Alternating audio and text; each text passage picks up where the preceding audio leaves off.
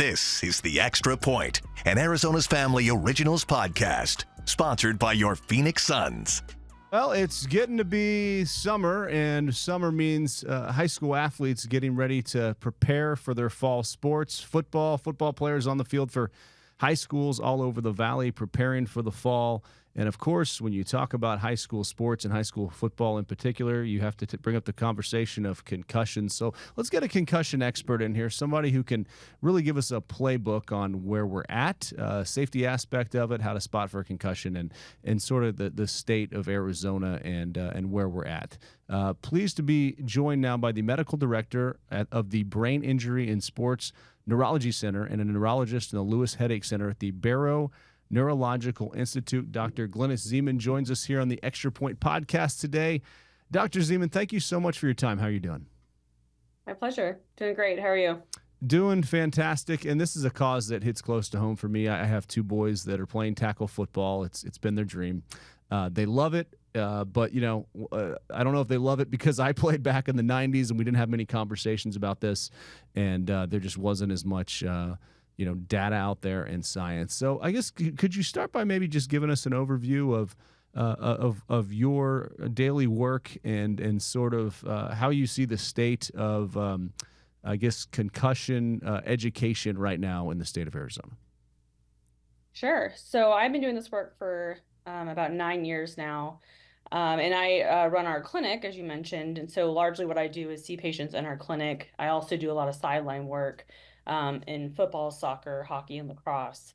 And over that time, of course, I've seen some improvements, which is great. And in clinic, what I do usually is manage not only athletes, but other folks with any cause of traumatic brain injury or concussion.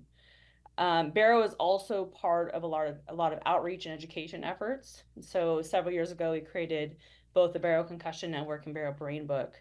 The latter of which is required. It's an online education module for any high school athlete in the state of Arizona and AIA schools, and that's in any sport. So not just football or soccer or some of these other sports we think about, but any student who wants to participate in high school sports has to complete this education. And we've now had over 1 million users of Barrow Brain Book since its inception. So we're really proud to not only provide care for concussions, but also the education. Well, and it's I feel so lucky that we have this in our state, and each coach has to go through the Brain Book process. I remember there was an app called maybe Brain Ball a couple years ago, and just to generate awareness and to let people know what to look for. So, as far as what to look for, what's sort of the message to coaches? We've heard a lot about concussions. It's a hot topic, but what's sort of the warning signs for any coaches or parents who might be listening to this to know when to spot for a concussion? Yeah, I think actually the gap in education, not just maybe here in Arizona, but nationwide, is the education to coaches and parents. Interesting. Right? Every state requires athletes to have some sort of education. In Arizona, we're fortunate to have this robust type of education with Brain Book. But really, there was actually a recent study that came out this year that showed only about half of coaches surveyed knew prevention and education protocols around concussions, and only about a fifth of those actually implemented them. So there's certainly an opportunity for improvement there. But really, educating both parents and coaches about what concussions are, of course, and those are a type of a traumatic brain injury, so certainly something we take seriously, but also what it looks like and what you do with it, right? So if there is some sort of hit, especially if you're concerned that the athlete is acting different, even if you don't know how to do a neurological exam, any question of a potential concussion or brain injury requires that athlete to be removed and be sent to a medical professional who can take over from there. When in doubt, sit them out is the term that we use in our field. And even if nobody has to be a medical expert, a lot of times coaches, of course, and parents know these kids and know what they should be acting like. And if there's any kind of question, certainly removal from play is step one. I guess the test was always kind of like, how many fingers am I holding up? Who's the president? You looked in someone's eyes if they looked different. Is that still kind of a baseline for the non-expert to say, okay, now we have to get you to an expert because we might have an issue here? Yeah, at our level, we do both a kind of a sideline screen and a locker room evaluation. Obviously, the locker room evaluation is more robust, and there's, an actual kind of protocol we use for that. But the first question we ask everybody, and anybody can do this, is what happened? So an athlete who, you don't ask them if they're okay. They're always going to say, yeah, I'm fine, right? But, tell me what happened. Even though you saw it, right? See what the athlete remembers. Obviously, if they're knocked out, that's, kind of black and white. But if there's a gap in memory, or they're kind of slow to recall it, or certainly if they're physically acting, off. But just that question alone, and then you can ask about symptoms, and certainly having education in this helps. But headaches, is your vision changed? Are you dizzy? Do you feel kind of foggy? And how many fingers am I holding up is really only helpful for the more significant injuries, right? So some of that stuff is just not as sensitive. But really, that first question tends to help a lot. It doesn't diagnose everything. Athletes can certainly remember everything when they have a concussion, but starting there is a good place. Yeah, I think that now that I think about how many fingers am I holding up was always that was somebody messing with you because they change how many fingers they have. And this was back in the 90s. There was very little. It was all about did you get your bell rung, and that's kind of where it stopped and where it started there. But when it comes to just taking a big hit, and I've seen some big hits on the soccer field here. I think I might have seen any even bigger hits now on the soccer field because you see people don't wear protective headgear. How can you? Is there a way to distinguish between okay, that was a hard shot, but this person seems fine, and the when in doubt, sit them out? I guess where would you counsel someone to say, okay, I think they're okay to go back in the game? And I know that's kind of a hard question without a real circumstance in front of you, but I think that's sort of the rub for a lot of the coaches and the sideline attendants that I talk to. Yeah, I mean, obviously, in general, if you're, erring on the side of caution is huge. But one of the other things you can look for, besides asking them to recall the injury, is what do they look like after the injury? So we see this a lot if you're watching a televised, football game. Obviously, they show the play and then they cut out and, show someone on the sideline or something. But really, once the athlete's on the ground, how do they get up? What do they look like once they're getting up? Do they get up slowly? Do they stumble when they get up? Do people have to help them? None of this is concrete, right? So we of course none of us want to give if these criteria are met, they're good. For sure, right? for sure. But that helps, right? So you're absolutely right. Not every hit, even the hard ones, are concussions. And in sports where we have kind of higher level resources, right? So professional and college level where there's people on the sidelines and there are protocols. Sometimes we do initiate the evaluation based off how bad the hit looked, but we know that it takes a lot more than that. And some hits don't look bad and actually are concussions, right? So none of this, unfortunately, is concrete. And it does require sort of this extra evaluation. And because, especially at the high school and younger level, you don't always have medical professionals there. Really, if I was a coach, if there's any kind of question, I know from a competitive advantage, you don't want to pay people out, but it's just not worth it. Right. No, I totally agree. And and that's the reason I had brought that up is because I know there's not a perfect answer to that, but I think that's sort of the situation that a lot of folks are in. And as they, you're trying to win the game. Are you okay? Everything's moving really fast. So it's good to have you and your team here in our town to discuss this. As far as just the latest science behind concussion, brain injuries, where we're at, I know for a while the kind of holy grail had been like, was it looking for an enzyme maybe that could kind of show, a biomarker of where you're at when it comes to a concussion. What's the latest science when it comes to concussion education and how we can better spot them? Yeah, the biomarker studies or conversation has been around for a while. And there's different kinds of biomarkers. So there's saliva, which is of course the easiest to get. There's blood and imaging biomarkers. And a few years ago, there was a kind of big excitement around the fact that there was this biomarker test you can use that was told that you can diagnose concussions with. But really, that was just to discern the people who had more serious injury, like bleeding and stuff. So that kind of, it's helpful, but it's not really in this scenario. So really that is, to your point, the holy grail is, I don't think this is ever going to be a black and white thing. It would be really nice, especially again in settings where there's not medical professionals, to have something easy like that to administer. We're just not there. But there are proteins, certain proteins that they look for in these studies. There are certain imaging studies, although that doesn't help in the sideline or the kind of immediate case. But there's continues to be updated numbers on these things, right? So not only at the high school, but the college and professional level, as far as what sports see the most concussions, females to males. And really, for the most part, those answers stay the same over time as far as what sports we see these most in. Um, but the biomarker stuff, I think at some point, I think we'll see something that actually comes, to market into use for all of us. But we're not quite there yet. And if your daughter or son were to be in a situation where you think there might be something going on there might be some sort of concussion, how would you counsel them to proceed when it comes to the healing process? Well, the first thing is to remove them, right? So as education has become more robust over the years, we've actually seen a higher number of new concussions and a lower number of recurrent concussions. And probably what that means is not actually that people are suffering more, it's just they're identifying them more, they're reporting them more, right? But that recurrent concussion, right? So especially as you're recovering from one, getting injured again is at the very least going to set you back, and it also potentially could be quite dangerous. So first step is to remove from play. And there's actually a state law that necessitates that, not just the education, but they can't go back that day. Um, Now, depending on where you're at, so a lot of high schools, fortunately, have athletic trainers. Athletic trainers are licensed healthcare professionals that are instrumental in this usually it's high school and older, because we don't always have the resources at the younger sports levels.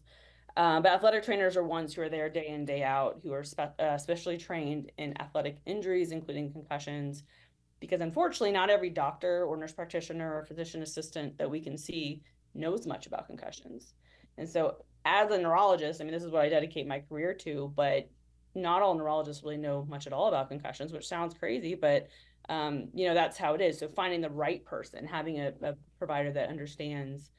And again, at the high school level, fortunately, in the state of Arizona, many or most have athletic trainers. Not all do, but that, I guess, would be the first person to go to for guidance after an injury. And what's sort of your mission with the Barrow Neurological Institute? What would you 5 years from now? What areas of growth would you like to see when it comes to your area of expertise?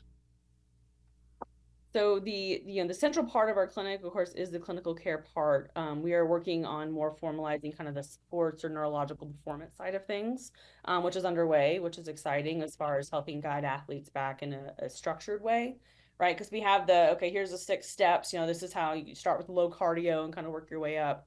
So doing that in a more prescribed way, which is something that's in existence to make that more robust. The education side, I think we've been very successful on the athlete side. Again, taking advantage of the fact that this is a state law. Their Barrow Brain Book has really been kind of the game changer in that. But as I kind of mentioned earlier, I think that the big opportunity for improvement is the coach and parent education. I think that's something we're well equipped and certainly have the expertise to do. Because we are one of the few actually sports neurology centers in the country. So sports neurology is not just concussions, it's any kind of neurological care for athletes. But this is really our duty, right? In this field, there's not a lot of us. And so having neurologists who specially train in this, not only being able to provide the highest level kind of gold standard treatment, but the effect and impact on the community, even more so than we already have. And when it comes to the Brain Book, how could a parent download that material, go through that material, and master that material? The Brain Book is designed for the athletes. And so to that point, though, right, having something that the parents can actually look at. The CDC has a heads up initiative where they have education on there for healthcare providers too, but for parents and coaches. But I've had a lot of parents who kind of watch Brain Book while their student is doing that. But Brain Book is designed for the kids. It currently is in the state of Arizona, mostly, but we do have some kind of maybe potential growth outside the state. But it is indeed designed for the student athletes. And you have, correct me if I'm wrong here, you have children yourself, right? I do. So how do you, with everything you study and do all day, how do you go out to the ball field? What are you watching that as like a fan, as like a mom, or do you go out there as a medical professional as well and look for different head I guess head shots or collisions or anything like that? I could probably answer that better in a few years. My kids are 3 and 4. They're both boys, though. Get ready. Is as far as we've gotten. You know what? Three and 4 might actually be those are some of the biggest collisions in the house. Luckily, like I feel like their bodies were made of rubber. But sorry, I cut you off. Proceed. Yeah, no, they always seem to have bruises on them somewhere. Yeah, no, they jump off things and climb and all that. I obviously I love sports. I think to be in this field, it helps to love sports, and so I cannot totally, appreciate and respect what you get out of them. Obviously, yes, there's risk of injury, kind of doing anything, but the things that you gain from participating in sports, particularly team sports, it kind of is really important. I get asked a lot about, would you let your kids play football? Football seems to be the question that people ask me. And again, my kids are young, right? And so we've seen that, sports in general around concussions have gotten safer over time. We have done, made some improvement there as far as decreasing contact practice and changes to the game in the way that, tackles are allowed, et cetera, et cetera. So I certainly, my kids are definitely enrolled in sports and will be, they're starting indoor soccer soon. But there's a bit of a mixture to answer your question, in a concise way. So as a parent, but I'm also glad that I know what I'm talking about with this, right? So I know what to identify and I can help kind of serve that role if something does happen. And if parents have any questions, they have the BrainBook resource. Is there any other way to reach out to Barrow Neurological, or is any other information that may help guide them in just the education process? Yeah, our website does have some information, kind of handouts at different levels, and it's actually we have like helmets too. So I mean, kids who are riding their bike, and so it's not just necessarily in kind of informal team sports, but there is contact information on the website. We have a full-time athletic trainer in our clinic, which also makes us unique, who really kind of help manages Barrow BrainBook and our concussion network. And she serves as a resource for a lot of that, and of course has access to us. But there's contact information there, and that makes its way to us, and we can answer questions and provide resources. So as far as your boys go, where do you, so you do soccer, which I mean I was just saying I've seen some collisions in soccer that have I think everybody should be wearing protective headgear. Do you have a way that you'd like to guide your kids playing sports from just the team aspect and all of the different things that can be gained? How do you kind of guide your kids? Yeah, my husband and I have discussed this a lot as far as, how do we do it? What sports do we do? And both kind of we both were raised into the mindset of we were sort of thrown into whatever we wanted to do, and then we found what we actually liked. So certainly it could turn into one of them as a chess player and doesn't even like sports, right? But I think, again, in my role, I'm fortunate in that I do this for a living, but to making sure, I think the right coaches make a big difference. I think the people that actually take this seriously know what to look for, and making sure they are complying with these kind of rules that we know are beneficial, like what kind of things they should be doing in practice, heading and contact practice only at a certain age and older, stuff like that. We'll see as they get older as far as, if I can get a better answer to that, because it hasn't come up yet. It hasn't been a thing I've had to figure out quite yet. But I mean, already our kids, it's funny when my kids get injured at home because they're jumping off something, I'm always like, wait, what should I do? And I can tell you if it was your kid, but when it's your own, right, it's like, what, so hopefully I'll be able to keep my cool and be there both as a fan and a parent and a healthcare provider too. Right. No, it's when it's your kid playing, it's a whole nother level of anxiety. As far as just being, having this resource, how lucky are we to live in Arizona when you compare it to the different setups in the other states? Yeah, I think as a state, and I know I'm biased because I work at Barrow, but my predecessor created BrainBook, so I can't take credit for that necessarily. But having these resources locally is good. Now, BrainBook specifically, I know I keep talking about it, since it's an online module, it's accessible to anyone, right? So you don't have to come to Barrow to do it. And because every state mandates concussion education for high school athletes, a lot of states are just sort of sign this form, where we actually make someone sit down and watch videos and answer questions to kind of enforce their learning. But also, I learned kind of not just in this field, but in others, it's also, depending on where you live, right? So it's not, big cities, we actually have multiple providers here know what they're doing with concussion, not just at Barrow. but more rurally, it's hard. And so we've been able to implement some kind of telemedicine aspect to this, even before the pandemic. Before that was a thing that a lot of people did. We have a second opinion software so athletic trainers can reach us. So I think it's helpful. It's a lot easier once you hit high school and up, frankly, from a resource standpoint.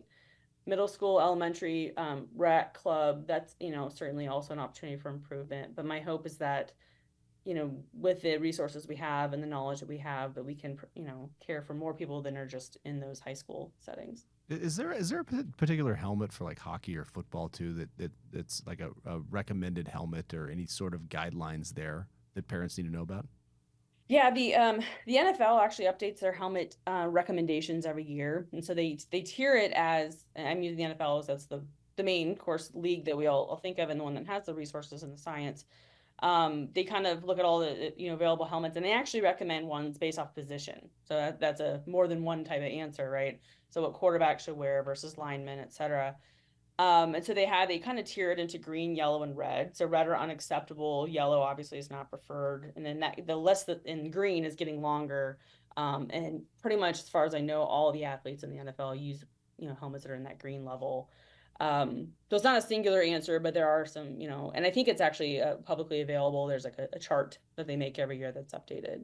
And this has been a fascinating conversation. We're very appreciative of your time today. Is there anything else that you want parents to know as we head into the summer and fall sports about concussion education and how Barrow can potentially help in that regard? Yeah, I like to always just kind of reiterate, again, if there's any kind of doubt for an injury, especially if there's not a medical provider there, it is definitely better to call something a concussion that isn't than the other way around. Because if someone is concussed, actually, if it's identified and treated well, about 75% of athletes return to their sport within 3 weeks. And that's that varies, depending on the person, but that's a pretty good chunk. So as long as it's identified and managed correctly, it should not keep people out statistically too long. People do get better, identification, and then making sure that you're educated and that your kids are educated and that the coaches hopefully are. Anyone can report. So whether it's a ref or a coach or an athlete or a parent, if there's anything concerning, it's a hard thing to be an expert in because it's such a subjective thing sometimes, even for people who do this for a living. But it's can be managed well. Most people recover just fine, but it is serious and does need to be taken seriously. Well, thank you so much for the time and all the information today. I think it'll help parents a lot, kind of a playbook here, and look forward to talking to you more over the years here and just kind of hear about your research and your findings and, hear about your kids growing up as well. Absolutely. Thank you. This is The Extra Point, an Arizona's Family Originals podcast, sponsored by your Phoenix Suns.